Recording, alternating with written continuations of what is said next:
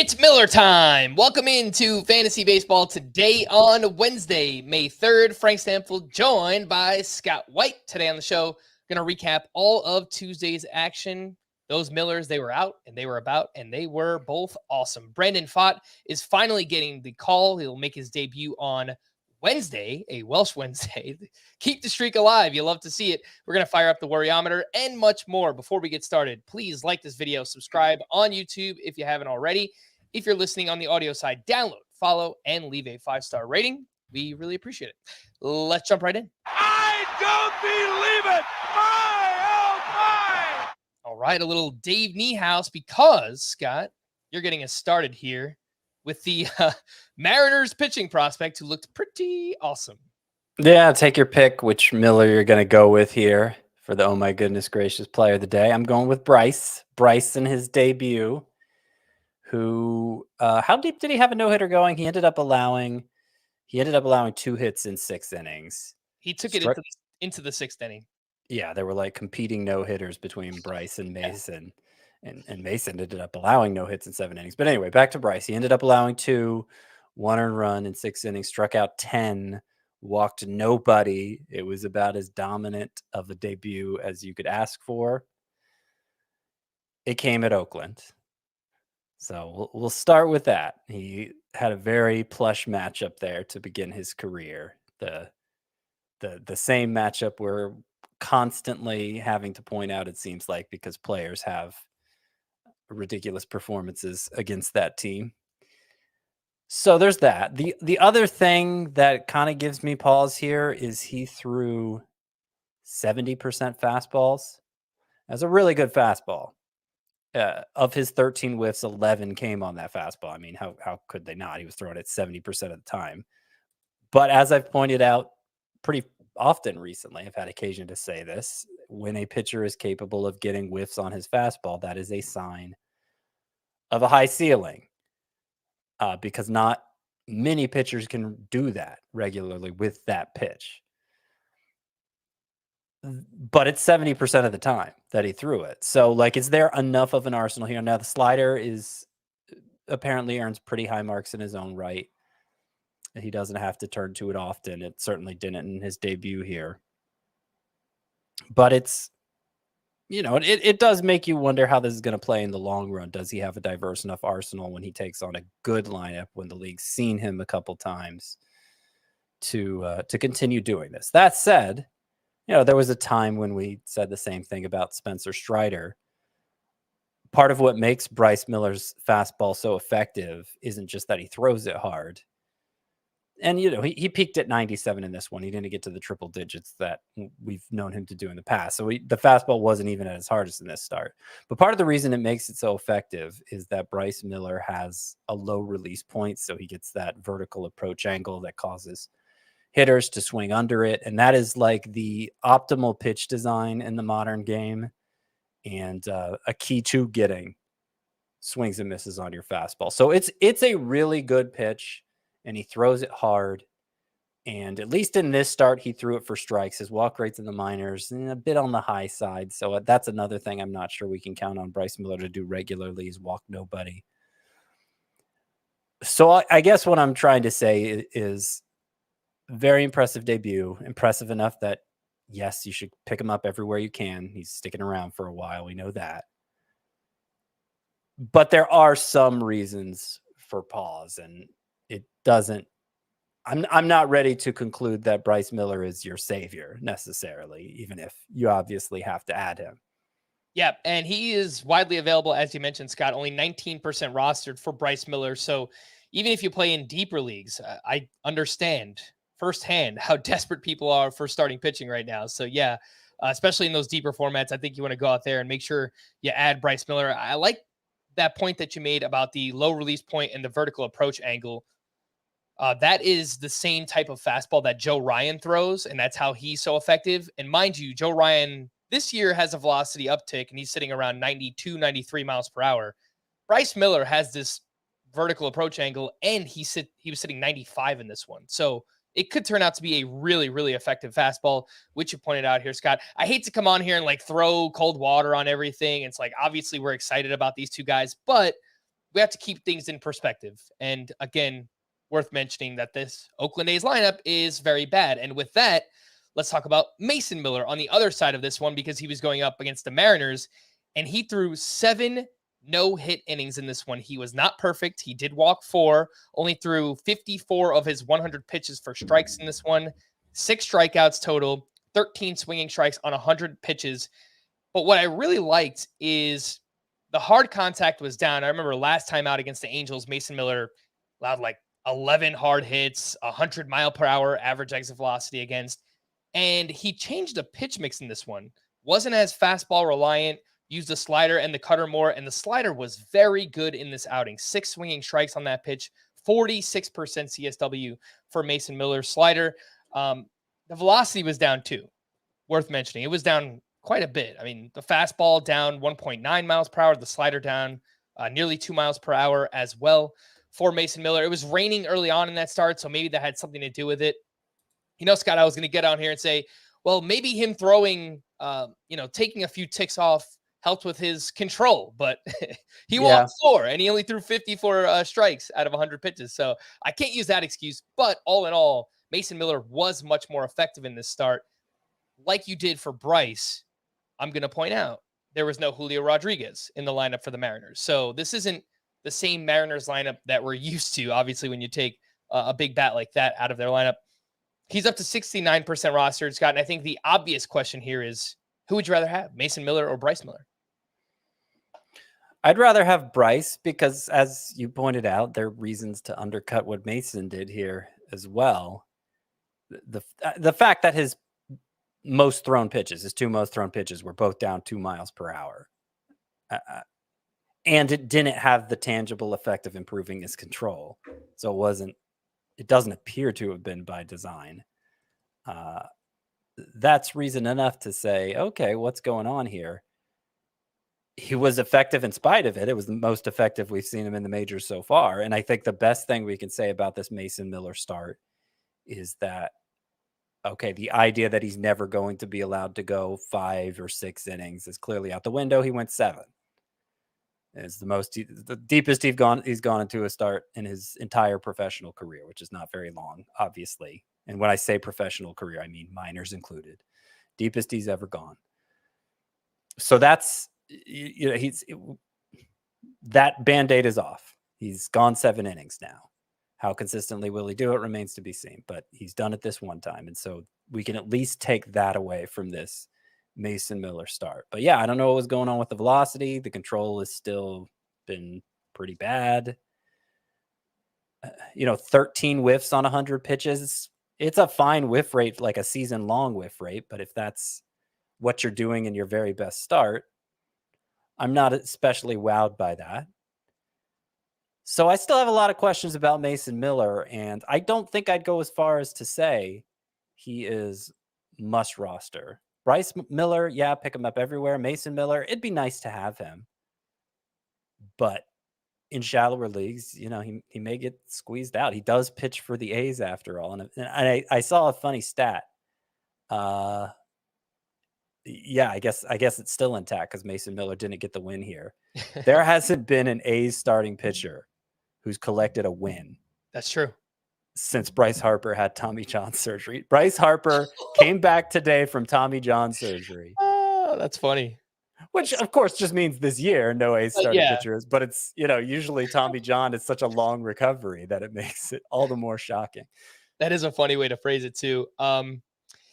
Yeah, it's tough because I picked up Mason Miller in a few spots. So obviously I'm rooting for the kid. Like I want him to do well. This start was awesome. But I think I agree. I think you got to go with Bryce Miller. The team context, right? Burying the lead here. Mason Miller threw 7 no-hit innings and got pulled. And his team wound up losing the game. It's the most Oakland A's thing possible. So even there was nothing more that he could do outside of maybe try to throw a complete game. But at 100 pitches after 7, that just wasn't realistic. They weren't going to bring Mason Miller out for more. So, I mean, this is the limitation. But, obviously when he's on, he's pretty good. Obviously the stuff is pretty nasty for Mason Miller. But I do agree. I think I'd rather have Bryce Miller. And there are other pitching prospects that have emerged, right? We're going to talk about Brandon Pfaadt in just a little bit. He's more available than Mason Miller is. So maybe that's a swap that you would want to make. Or even Tanner Bybee. He made his second start of the season on Tuesday. He's 71% rostered. That's almost the same as Mason Miller. I would rather have Bybee than Mason Miller as well. So as much as we do like these two guys, just, keep it in perspective. Yeah, we're being too negative here. These two young upstarts taking a no-hitter battle into the 6th inning. It was awesome. It was a great start. So it was a great game to watch too. I'm just a negative person right now. Nothing is going right. And even when a pitcher comes through with an incredible performance this year, he's followed it up with a complete dumper. And I just don't trust anything anymore. I don't trust anybody or anything. Don't touch me. I think it's good to keep it in perspective though. Like, yes, these were great starts and it was a very fun game to watch. I watched the entire thing. Probably not fun if you're an Oakland A's fan, but overall, yes, I think we have to, again, perspective is that key word that we keep going back to. Let's liven it up a little bit here, Scott. Give a, oh my goodness gracious, shout out to my man, Willie Calhoun. How about Willie Calhoun? A go-ahead home run in the 7th inning. His first home run with the New York Yankees. What a stud. But what I actually wanted to talk about with the Yankees is what I ranted about yesterday. And Aaron Boone, I'm not a genius, buddy, but all you got to do is listen to me, because Michael King converted a 5-out save, 0 hits, 1 walk, 3 strikeouts to lock down the win for the Yankees. Again, he's, in my opinion, clearly been the best reliever in that bullpen this year. Some have pointed this out to me, Scott, so I wanted to bring it up to you first and foremost because I'm getting lots of questions. Do I drop this closer for Michael King? Do I drop this guy? I don't know if we can go that far yet. Michael King is routinely used for multiple innings at a time, and after he's used, he's been routinely given multiple days off. So I don't know when we're going to see Michael King pitch again. And I don't know that he's all of a sudden the Yankees closer. I think he's their best reliever. I don't trust the Yankees to just, okay, they're going to push Clay Holmes aside. In fact, Aaron Boone did the opposite before Tuesday's game. He actually gave a vote of confidence to Clay Holmes. He's like, yeah, he's still our closer and he's still the guy. But I guess they were just giving him off the night off here because obviously he was not very good on Monday. And they had already brought King into the game, and this seems to be King's niche is entering a game and just going as long as he can. So he may get some saves that way. Just from the point he enters, he doesn't leave, and it happens to be a save situation, so he winds up with a save. But I think it's pretty unlikely he's going to become the straight-up closer at any point. I wouldn't rule it out, but I think for the time being, it's unlikely. But I won't rule it out. I'll put your love to the test with this, because you mentioned people are asking, oh, should I drop this closer for Michael King? This closer. Would you drop Aroldis Chapman, another non-closer who we think very likely to step into the role at some point? Would you drop Aroldis Chapman for Michael King? That's a good one, and I think I would, just because actually I know Scott Barlow's overall numbers haven't been good either, but he's been better as of late. Scott Barlow and Clay Holmes are going in opposite directions right now. Like, Scott Barlow has gotten better, so I think that's kind of made it less likely for Aroldis Chapman, whereas I think it's more likely for Michael King. So yes, I would make that swap. Craig Kimbrell was a question that I got. I'm like, I don't know. He kind of seems like a pseudo Phillies closer right now too. What do you think about that one, Scott? I'd be more likely to drop Kimbrell than Chapman. I would not drop Chapman for King. Okay. I might drop Kimbrell for King. Yeah, I think I would drop Kimbrell for King. So if I'm ranking these non-closers, I would go Chapman, King, Kimbrell. Yeah, I think I would put King at the top of the list right now, but just because I think there's more of a chance of him just taking over as the closer. I don't know if that's actually going to happen. Someone asked me, do I drop Clay Holmes straight up for Michael King? And I'm like, I don't think so. I don't think you can do that, as much as I like him, and it kind of feels like I'm backtracking, but we just don't know. We just don't know right now. Would you do that? Would you drop Clay Holmes for Michael King? No. No, I don't think I would either. Let's move over to Brandon Pfaadt, who will finally make his debut. I say finally, right? Like, he did have to work through some things. It's not like he's been completely dominant in the minors, but It feels like we've heard about this possibility of Brandon Pfaadt making his debut for weeks now, but it's actually going to happen on Wednesday, going up against the Texas Rangers. In 5 starts at AAA this year, Pfaadt had a 3.91 ERA, 1.18 whip, 30 strikeouts over 25 and a third innings pitched. He is up to 63% rostered. Next, would you rather, Scott, is Brandon Pfaadt or Tanner Bybee, who went into Yankee Stadium, 5 1/3, 2 earned runs, 5 strikeouts to 0 walks. He has walked 0 over his first 2 professional starts. Brandon Pfaadt or Tanner Bybee? I will continue to imbibe Bybee rather than turning to Pfaadt. Pfaadt is already pretty rostered, as you know, Frank. And this is exciting. And let me explain why it's exciting, because a lot of people have been like, oh, is this guy really good? His minor league numbers don't seem that impressive. I think the most impressive thing I could say about Brandon Pfaadt is that once he got called up to AAA Reno last year in the PCL, especially difficult place to pitch, very high elevation in Reno. He had a 2.63 ERA in 10 starts at AAA Reno. That's the same at that same affiliate where Brandon Pfaadt had the 2.63 ERA. Dre Jameson had an ERA over 6, and Ryan Nelson had an ERA over 5. And Dre Jameson was coming out here with 2.63 ERA again.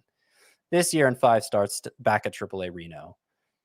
Given that context, his 3.91 ERA is also pretty impressive.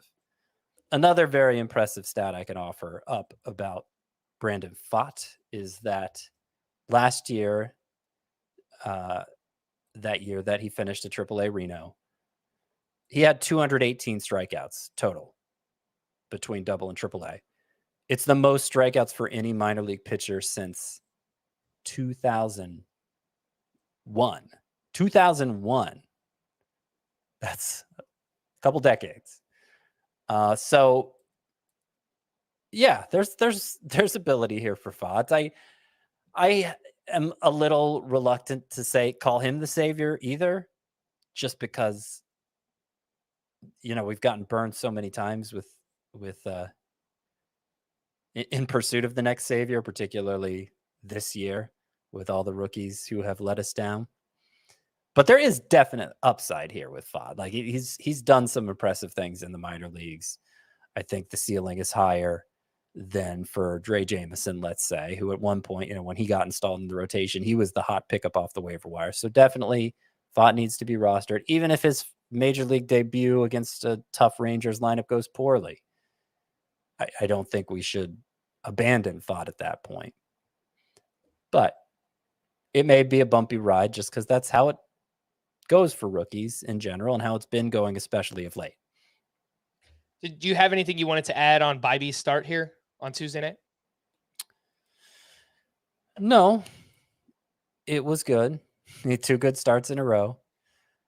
I will note that the whiff rate has been a little underwhelming, given the prospect stature and how highly the stuff rates. It's been a little underwhelming. So I'm nitpicking there, considering that he's actually come up and delivered on his potential so far. I'd be thrilled to roster him. I don't think I actually have him anywhere. I got outbid in all my leagues this weekend for Tanner Bybee. But he's off to a nice start, and I suspect he's going to keep starting every 5th day for the Guardians. Last question here on the pitching prospects. Taj Bradley, his most recent start in the minors, he allowed 8 earned runs in 1 inning of work. Are you dropping him for any of these names? Bybee, Pfaadt, Millers? I would drop him for Bybee, Pfaadt, or Bryce Miller. I would not drop him for Mason Miller. And I kind of want to blame the Rays for ruining his confidence, and he went down there and he got shelled. I don't know if that's actually the case, but that is the latest story that I'm telling in my head. I mean, it certainly wouldn't be the first instance of a guy who felt like he had earned his keep in the majors being sent down and immediately just stinking it up because, I mean, maybe it's just coincidental, in this case, in a lot of them, but you can't help but wonder if there is a psychological, kind of a pouting effect.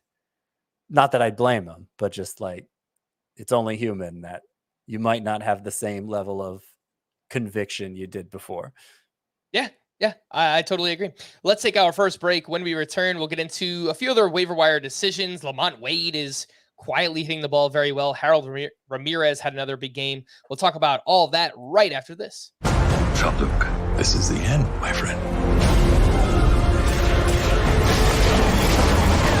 We will have vengeance. I'm reluctant to ask you all to face this threat. But I need you. Let's face this together. Survival. Human nature, pal. Engage!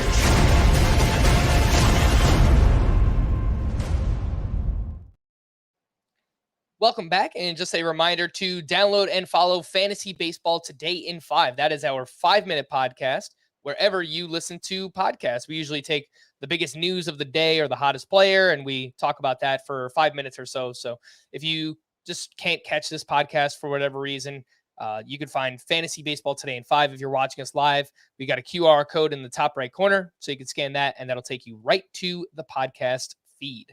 A few waiver wire decisions, Scott, between these two first base / outfielders. Who would you rather have between Lamont Wade, who didn't do anything crazy on Tuesday, but just thought I'd point out he has 22 walks to 21 strikeouts, a 16% barrel rate, and he's hitting the ball harder than ever before, has started 7 straight games. Would you rather have Lamont Wade or Harold Ramirez, who went 2 for 3 with his 6th home run of the season? The playing time recently has been disappointing for Harold Ramirez. It seemed for a while there like he was becoming close to a full-timer for the Rays, and now I believe this was just his 4th start in 7 games. Correct. Even though his numbers remain phenomenal, and he's a right-handed batter, so it's not like he's an obvious sit against lefties. Wade, on the other hand, you mentioned he started 7 straight, but he is a left-handed batter, and the Giants, more than any other team, probably like to move hitters in and out of the lineup. One of those 7 starts, I will point out, was against a lefty for Wade, but I don't think that's going to be something that becomes regular for him. So I'll still take Ramirez, but they're pretty close.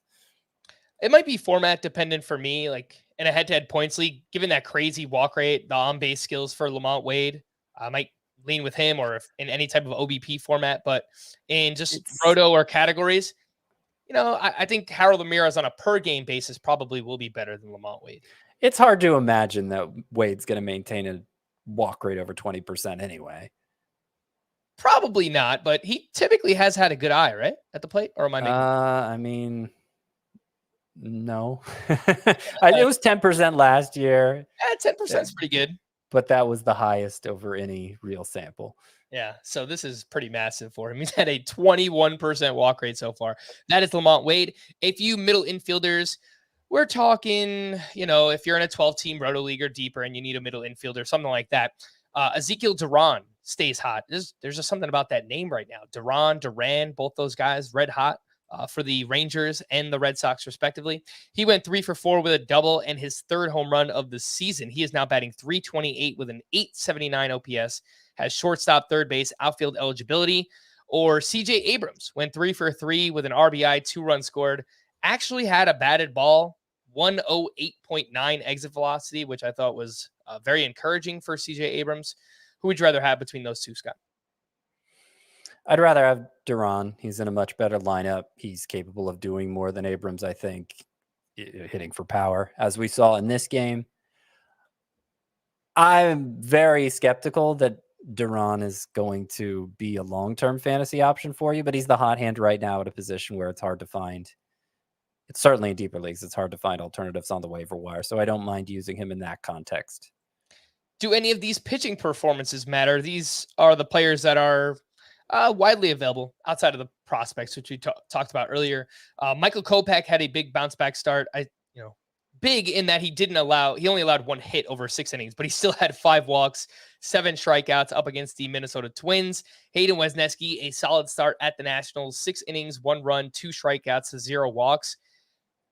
I don't really know what happened to Wesneski this year, Scott, but it was like spring training ended and some kind of switch just kind of flipped for Wesneski because he keeps changing up the pitch mix and he's not getting whiffs. I think he's just really searching and trying to find something right now.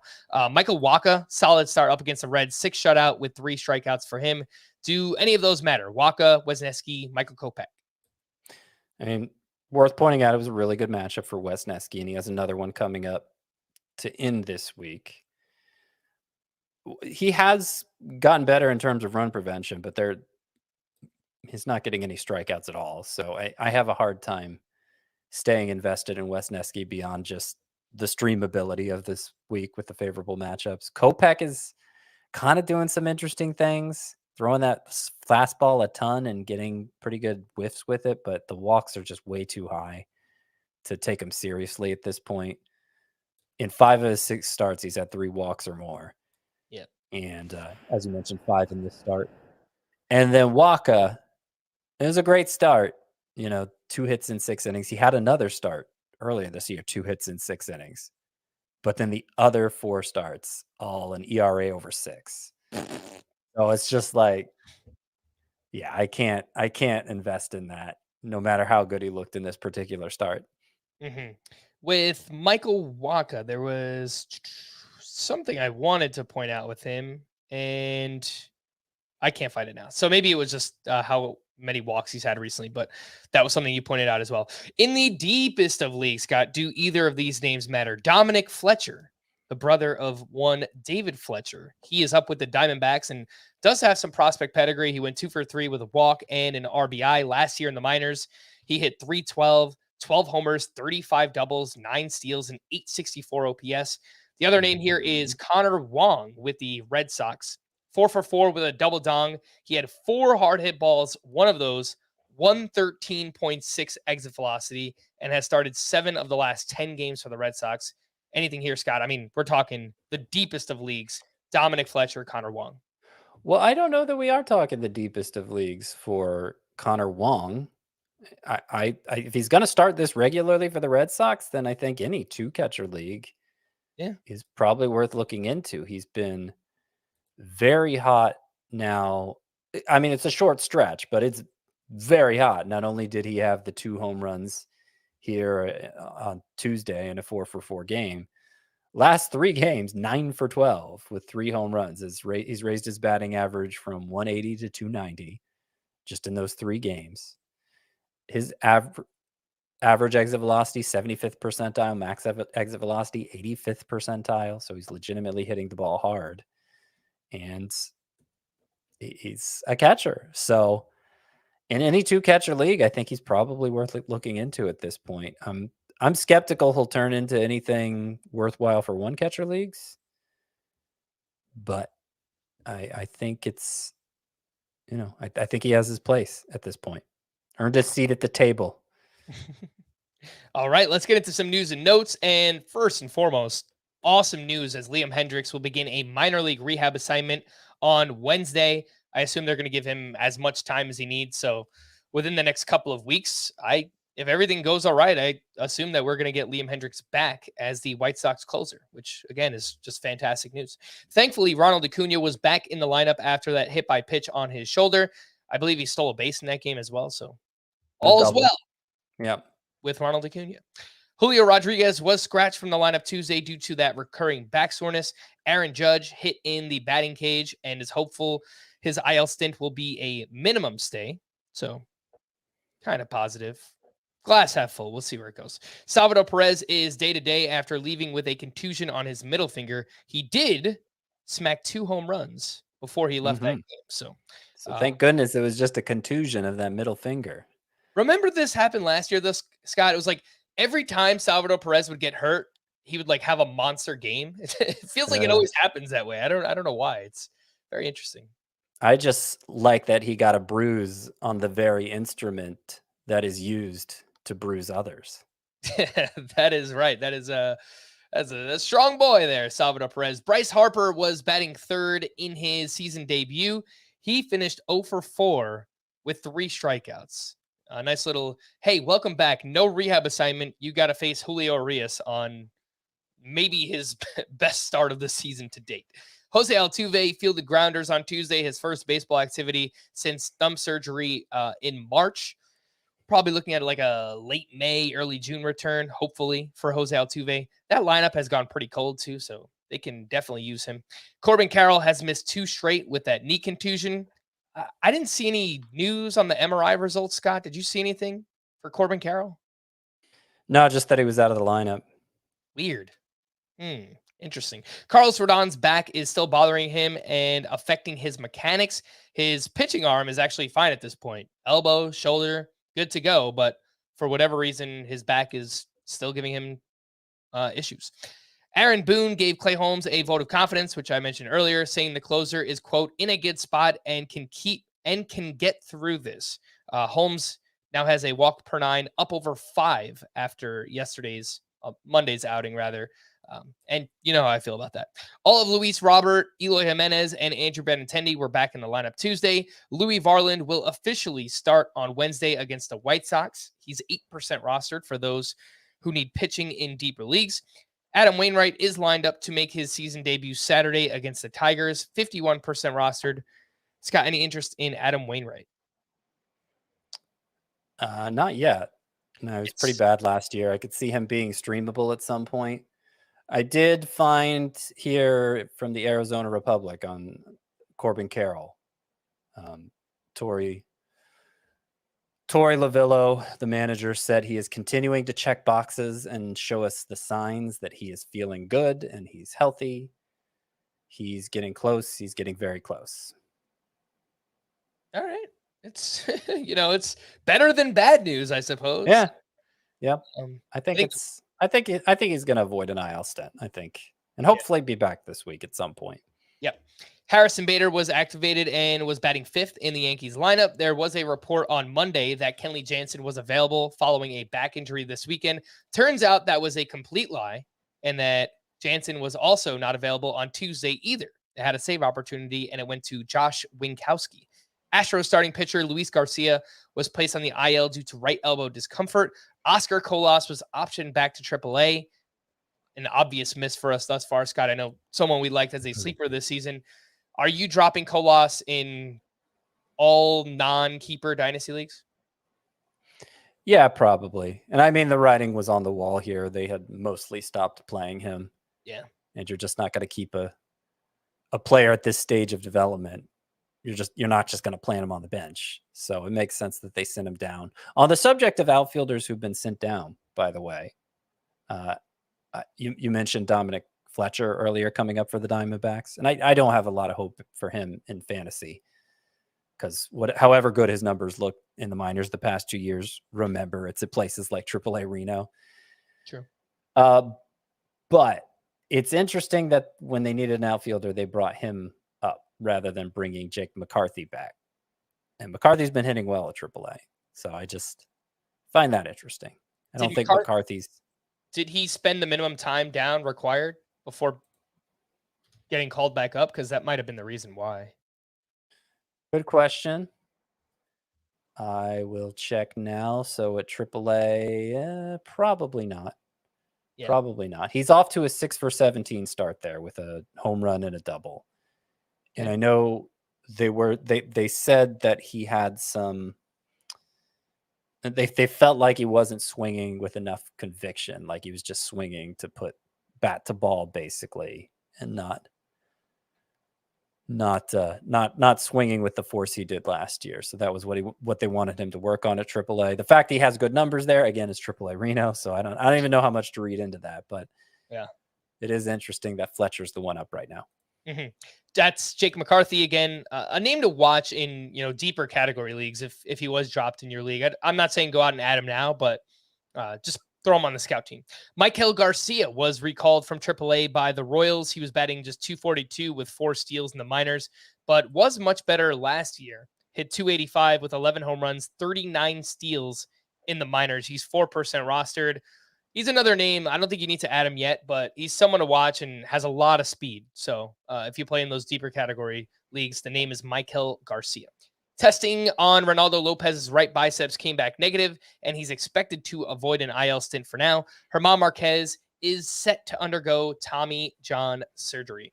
Scott, let's fire up the worryometer. I've got 2, 4, 6 hitters here on the list that I keep getting questions about, and for a lot of them, rightfully so. We'll start off with Dalton Varsho. Of course, the day that I chose him was the day that he hit a 3-run home run, so maybe signs of turning it around. But the triple slash right now for Varsho, 198, 295, 330 slugging percentage. The expected numbers are terrible.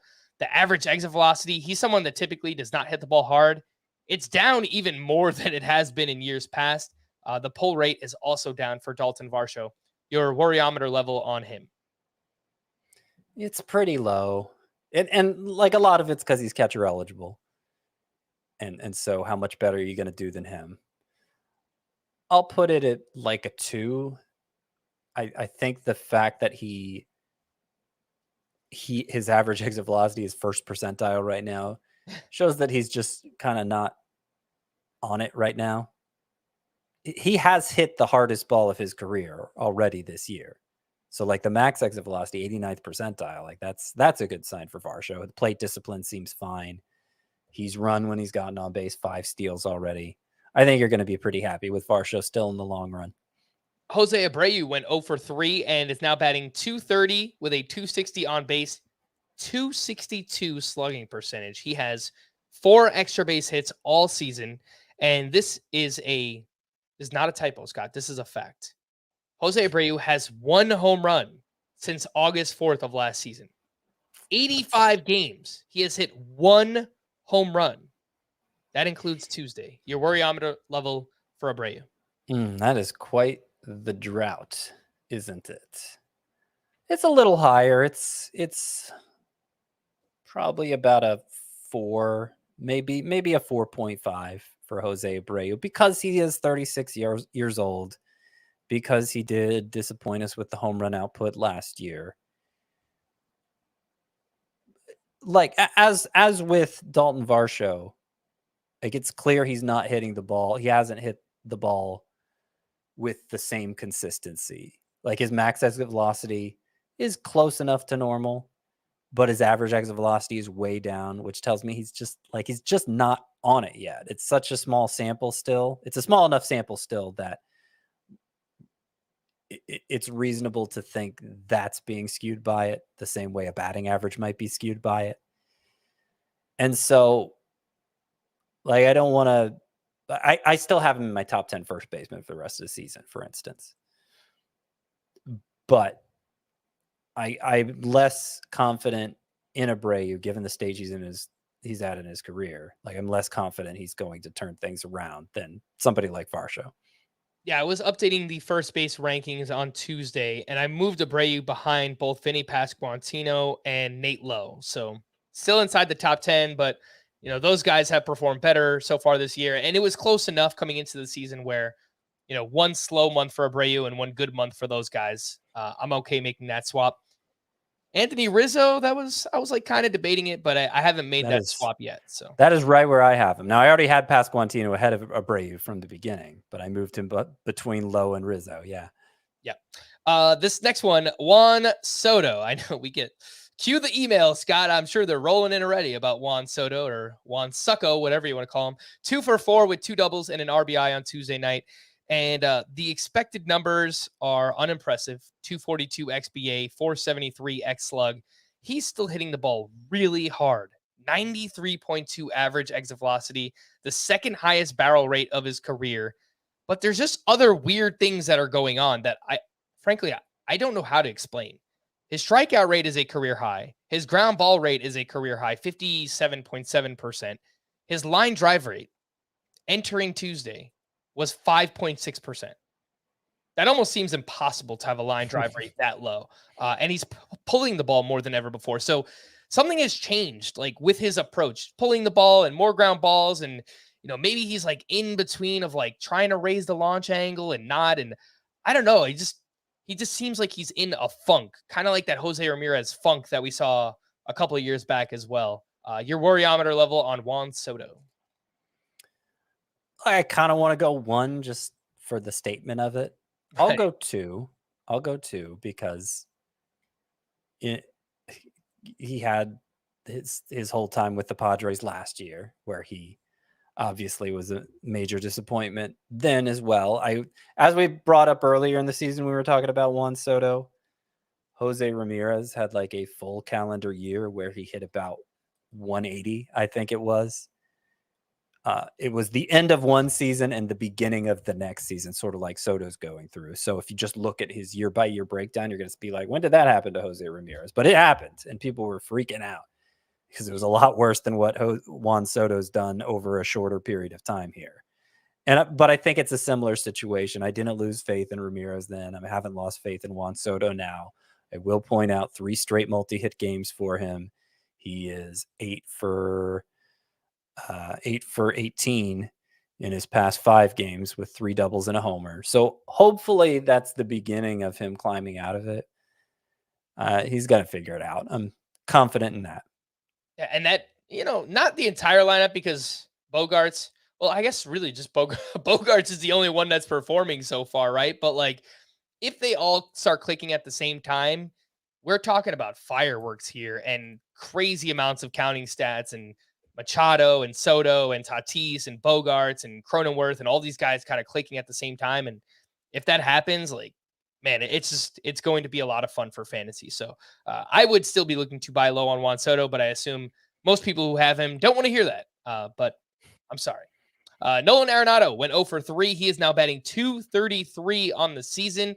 Strikeout rate is a career high. His ground ball rate is a career high. And he's someone who routinely hits lots of fly balls. He pulls them, and he just gets every ounce out of his skill set, Scott. And right now, that is not the case for Arenado. Something happened in the WBC, and I looked it up just now. So I remember he was like dealing with some kind of injury. He got hit on his hand by a pitch during the World Baseball Classic. And I wonder if it's just like still kind of affecting him. I know we're a month in. I'm looking for an excuse for him, I guess, but it wouldn't surprise me if that's the reason. Your worryometer level on Arenado. Well, I gotta say, this segment is revelatory to me in a way, because these are all a bunch of players I have a ton of shares in. So it might explain why. Yeah. Particularly in the roto leagues, where I'm doing okay in the head-to-head points leagues, but I'm just getting crushed in all but the league specific roto formats. And I have a lot of these guys, so maybe that's why. Hopefully they do actually turn it around. And I do think Arenado will as well.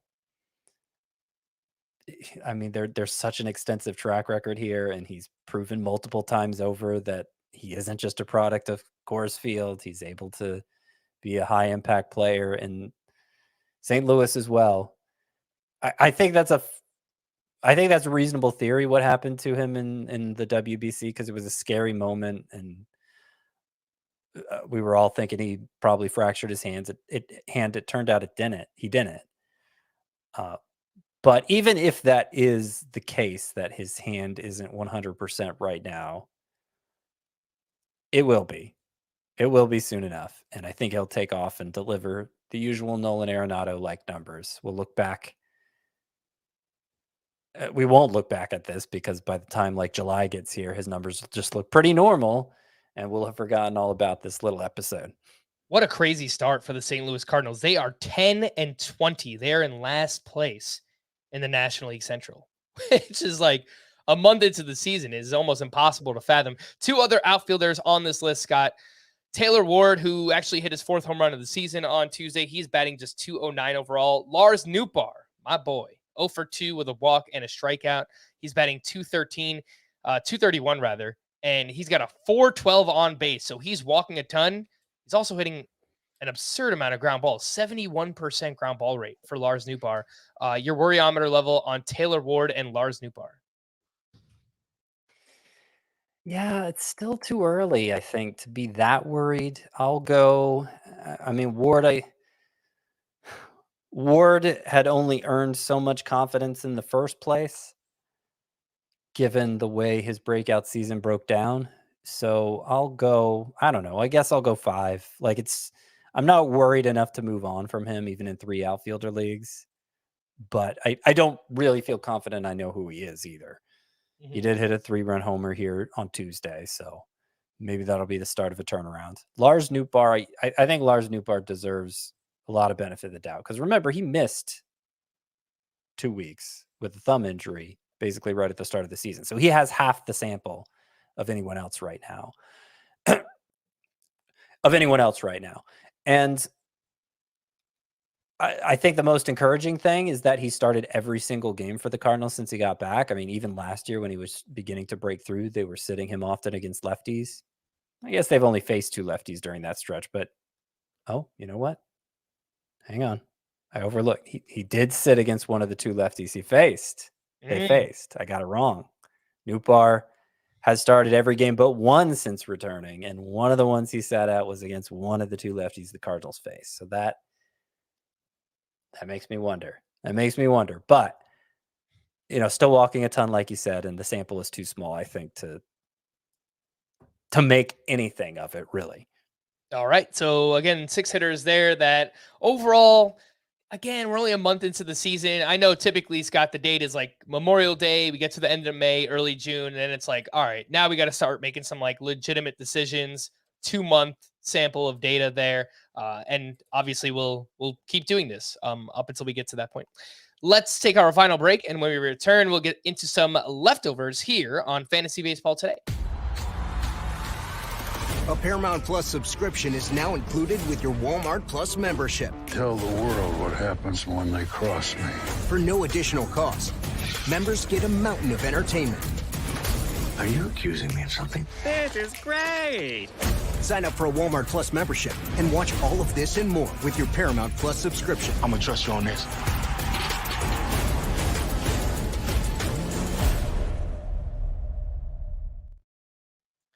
Welcome back, and a shout out to everyone watching us live. It is past 1 a.m. Eastern time, and 571 people are here watching us live on YouTube. So we do appreciate you. And if you can, please like this video, subscribe if you haven't already. Some pitching leftovers, Scott. I'm just going to go kind of rapid fire, mention a name, and if you have any comments or anything, we'll break it down. Joe Ryan was awesome once again. He was at the White Sox, 6 shutout, 1 hit allowed, 2 walks, 7 strikeouts in that one. Anything on Joe Ryan? Yeah, I think the secondary arsenal he's built, particularly the splitter that he didn't even have prior to this year, I think it's made him near invincible, because that fastball was already so good. That fastball might have been all he needed, but that splitter, he got 7 of his 14 whiffs in this start on the splitter.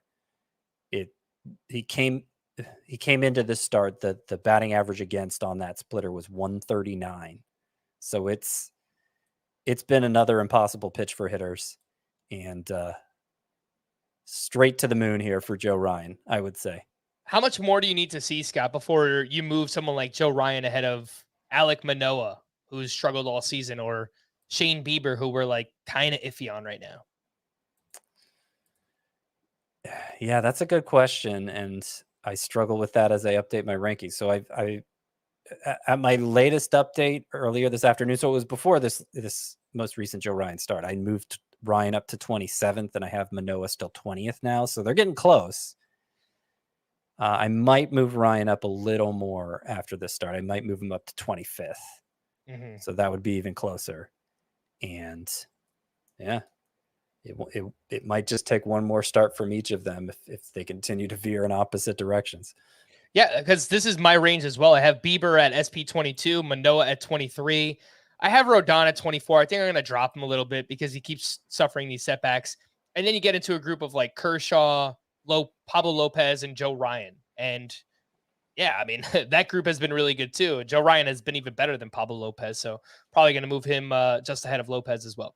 Garrett Cole has now allowed 2 earned runs or fewer in all 7 starts this season. I don't know that there's much else to add, Scott. The swinging strikes have been a little underwhelming at times this year, but 2 of those low swinging strike totals were against the Guardians, a team that A, makes a lot of contact, and B, has seen Garrett Cole quite a bit.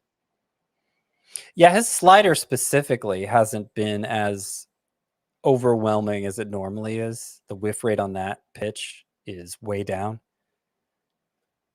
He's been the most reliable pitcher in baseball, certainly the most reliable ace in baseball. So it just fits in with the theme of undue negativity here to criticize Cole for that. But it is something that's happening, and at least keep an eye on it. Bryce Elder was awesome at the Miami Marlins. He went 7 shutout with 6 strikeouts in that start. He now has 4 scoreless starts in 6 tries this season. He's up to slider usage this year. I don't think there's any type of ace outcome here, Scott, but in the same way that like Martin Perez and Merrill Kelly just kind of worked their way up to being top 50 or top 40 starting pitchers last season, I could see the same thing working out for Bryce Elder, obviously assuming he continues to pitch like this. I could see that happening. I would bet against it right now. And I think we've turned a corner with Bryce Elder where we've gone from, take a shot at him. Take a shot on him. Maybe this could continue. Maybe he could turn into a useful option for you. To now, okay, he has a 1.75 ERA after 6 starts, and yet he entered today's game, Bryce Elder, with an expected ERA over 5. Oof. Expected ERA is pretty good at explaining what's already happened. There can be pitchers. There can be cases of pitchers or any kind of player who just isn't in line with expected stats for whatever reason. It just doesn't measure what he contributes well. But those are going to be rare cases. They're going to be exceptions. And so for any one pitcher over a sample this small, if the disparity is that great, I'm going to bet against it. Doesn't mean you need to release Bryce Elder. That would be crazy. But shop him around. He's got a 1.75 ERA. Who knows? While we're talking about shopping around, 2 names that I want to throw your way. Anthony DeSclafani threw a gem at the Astros, 8 shutout with 3 strikeouts in that one. And Graham Ashcraft turned in another quality start at the Padres, 6 innings, 1 run, 3 strikeouts. He has allowed 2 earned runs or fewer in all 6 starts this season. You recently mentioned Graham Ashcraft as a sell high. I'm assuming that hasn't changed. What about someone like Anthony DeSclafani as well? So Anthony DeSclafani, similar to Bryce Elder, 2.13 ERA. He entered the start with a 4.50 expected ERA. Graham Ashcraft, let's do the same with him, because what all these 3 have in common is they don't have the big bat missing arsenal. Yeah. So Graham Ashcraft, not quite as extreme. He has an even 2 ERA. He entered this start with a 3.89 expected ERA. But of the 3, Graham Ashcraft's the one who struggles with walks. So that's another reason to maybe play it safe with him. Like I liked all 3 of these pitchers. I think above the consensus, certainly in the case of Ashcraft and DeSclafani coming into the year. In the case of Elder, when he first entered the rotation, I think I was giving him more credit than most people. But again, if expected ERA is going to be this unreliable, then it just needs to go away. So if it's proven to be reliable in the past, if we believe in that, and if we believe it's a legitimate resource, then we should believe that in the cases of Elder, Ashcraft, and DeSclafani, they're not going to be able to continue to outperform it by that much. And so it's a good time to shop them, provided you get an upgrade for it. Like, that's the whole point of shopping them. Just to remind everybody, it's not to play hot potato with them, get them off your roster. It's to take advantage of their gains before the stock drops again. Yeah, I mean, I think the names that stand out most, right? Like Chris Sales, Nick Lodolos of the world. If you can turn any of those pitchers we just talked about into, Sale or Lodolo, would you do it? Yeah. I would trade any of those 3 that we just mentioned for either Lodolo or Sale, especially Sale. Yeah. No, I agree with you as well. 2 other pitchers. I'm sorry, especially Lodolo. Okay. Maybe you don't agree with me anymore. No, I just meant that I agree in general that I would look to buy on both those 2 names. 2 final pitchers here that looked great on Tuesday night. Freddie Peralta in Coors Field, 6 innings, 2 runs, 10 strikeouts for him, 25 swinging strikes on 94 pitches. And then Julio Urias, dominant up against the Phillies, 7 innings, only 1 hit allowed, 1 run, 10 strikeouts with 16 swinging strikes. Anything on those two, Scott? Peralta and Arias. Well, I will say that now Freddie Peralta has as many 6-inning starts, I believe, already this year as he did last year, 4.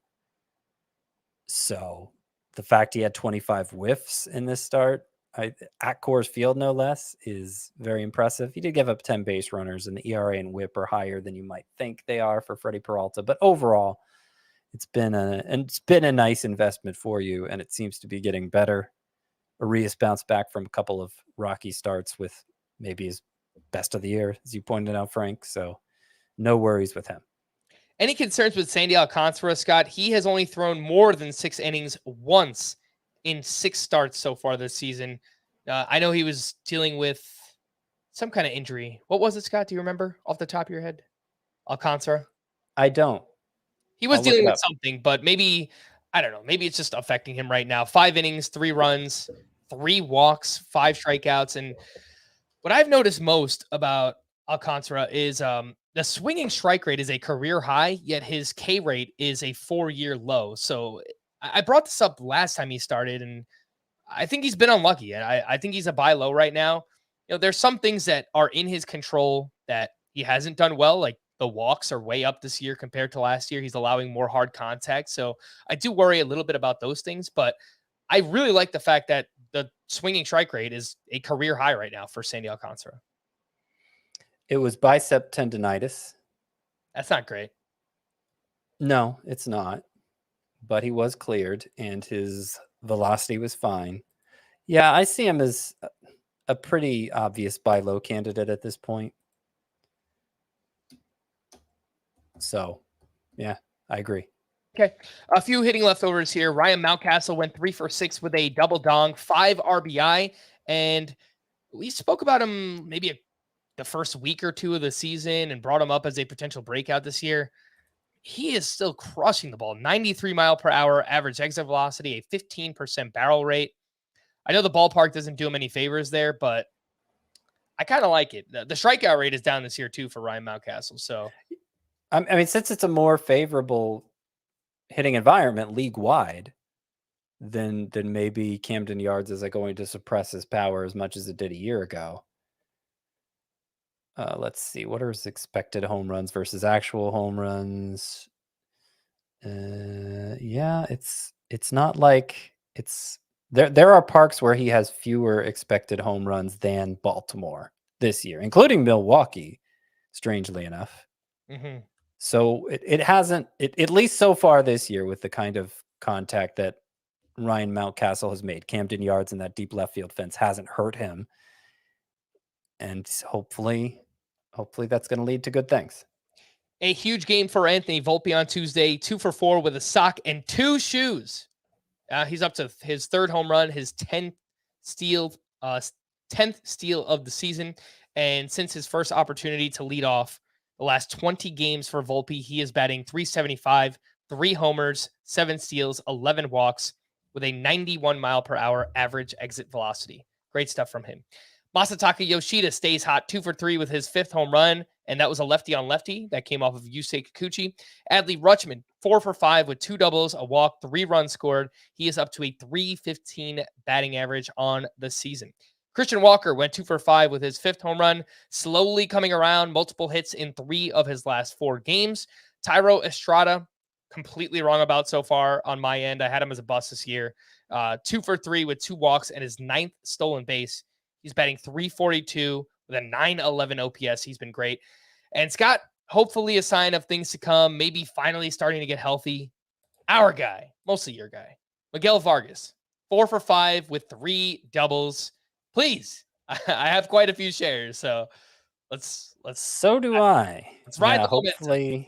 Hopefully this is the start of the turnaround for Miguel Vargas, whose hitting track record in the minors is just unimpeachable.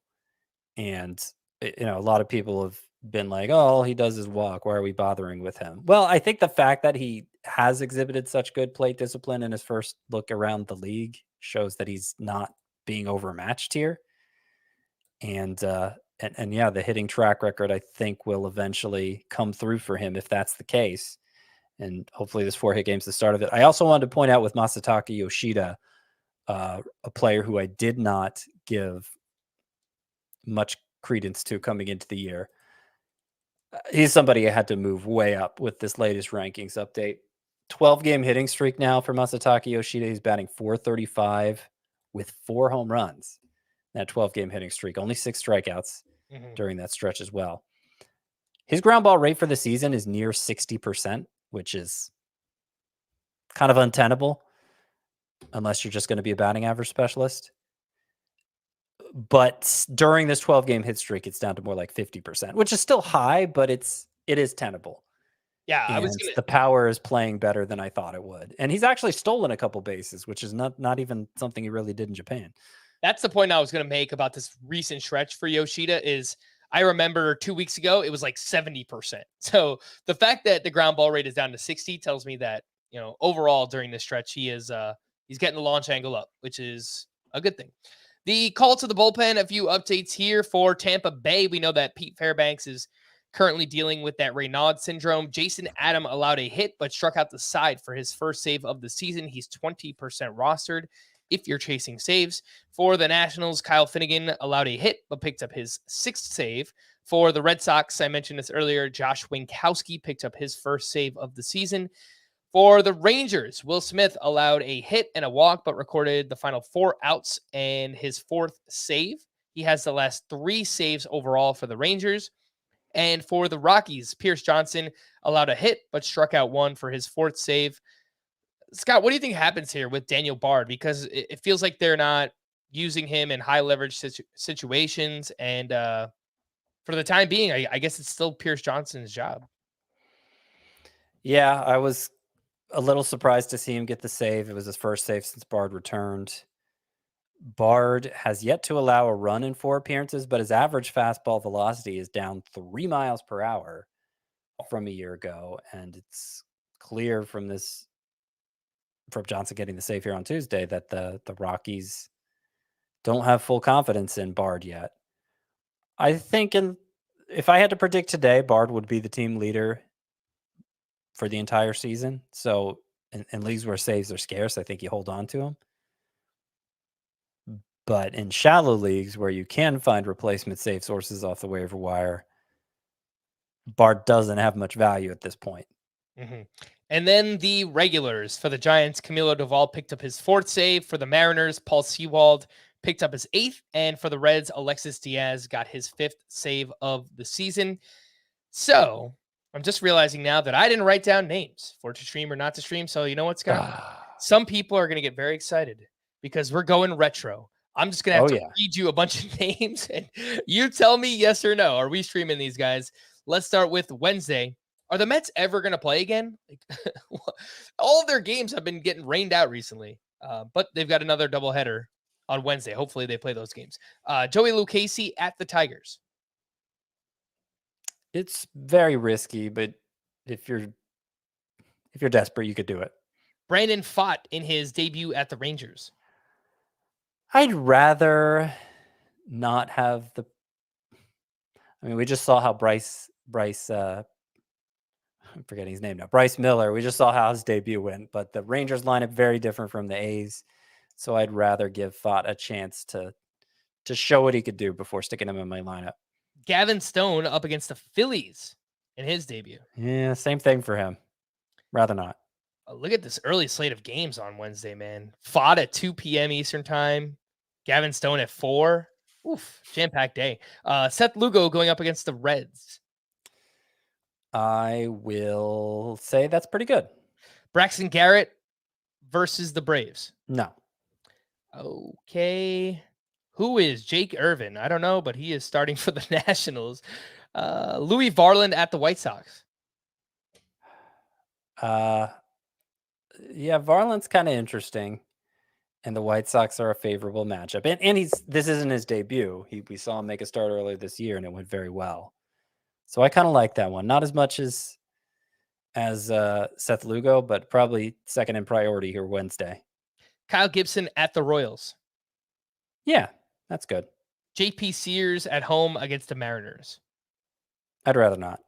And then on Thursday, I don't know if Eduardo Rodriguez is available in enough leagues, but he's at home against the Mets. What do you think? Nah. Well, that's a little too dismissive the way he's pitched recently, but it's. I guess it's okay. I'm not thrilled with it though. Vince Velasquez at the Rays. He's pitched well recently, but not against the Rays. I don't think I could do it either. Griffin Canning at the Cardinals. Yes, I say yes. I lean no, but you could do worse. Well, Wade Miley is widely available, but he's at Coors Field, so I assume that is a no. No. And the last one is Brian Bayo at home against the Blue Jays. Not for me. All right, so Thursday, not a great streaming day. Make sure you get them in on Wednesday. We're going to wrap there. For Scott, I am Frank. Thanks as always for tuning in to Fantasy Baseball today. Please make sure to follow and leave a 5-star rating on Apple or Spotify. We'll be back again tomorrow. Bye-bye.